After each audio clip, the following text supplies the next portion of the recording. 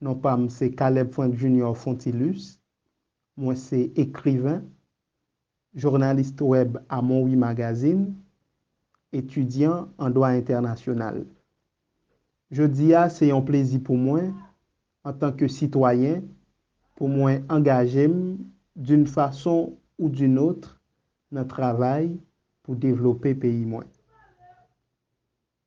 Dans un souci méthodologique, permettre de nous expliquer d'abord qui ça concept citoyen veut dire.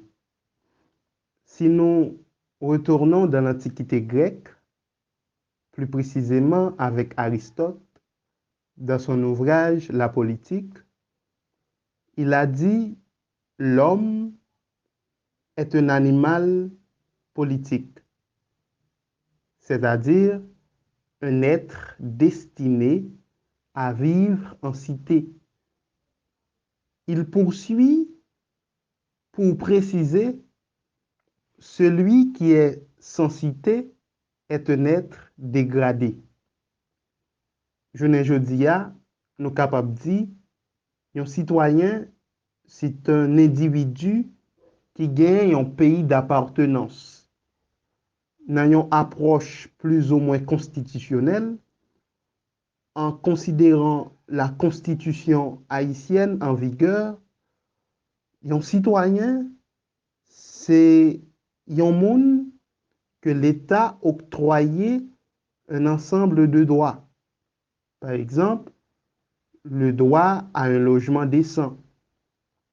Et en retour, cette même personne, ce même individu gagnait des obligations ou des devoirs envers même l'État. Ça.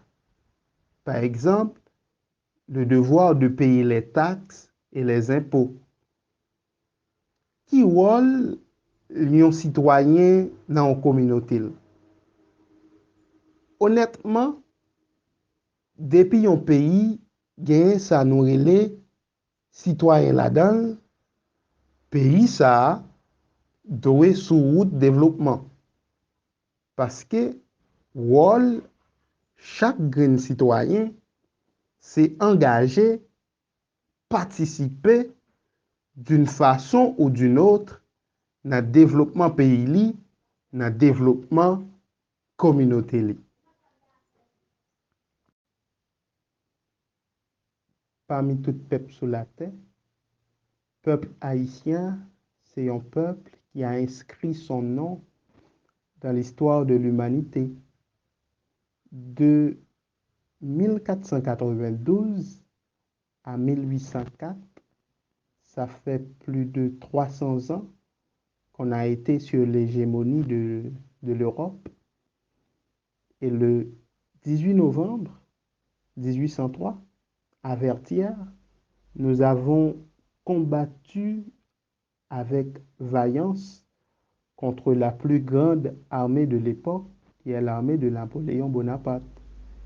Et quelques mois plus tard, le 1er janvier 1804, on a déclaré notre indépendance au Gonaïve. Même genre avec tout l'autre pays, à l'époque, la Martinique et la Guadeloupe, tout le monde a pensé que nous-mêmes Haïti, nous soyons cas perdu. Mais nous sommes arrivés pour l'indépendance. Nous sommes capables de dire, nous faisons honte. Après notre indépendance, nous avons connu autant de troubles dans le pays. Par exemple, la bataille pour le pouvoir, des catastrophes naturelles, des cyclones, des tremblements de terre.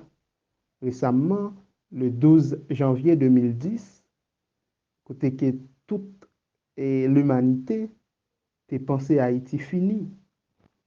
Mais on est là, on reste debout. Donc, c'est tout ça qui prouve nous que Haïti n'est pas un cas perdu.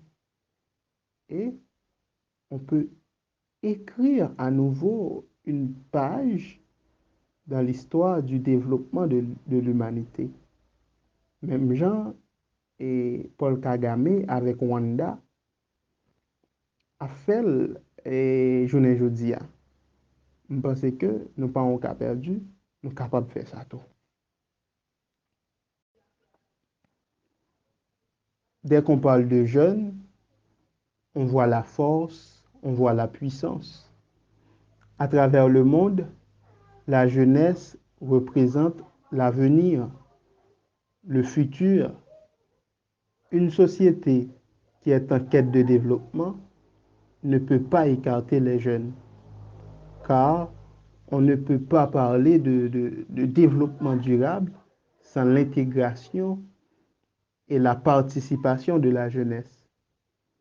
C'est ça que fait, jeunes yo doivent kembe tête yo dans la dignité, éviter drogue avec alcool, cesser avec le banditisme, essayer de pratiquer plutôt la morale, la vertu.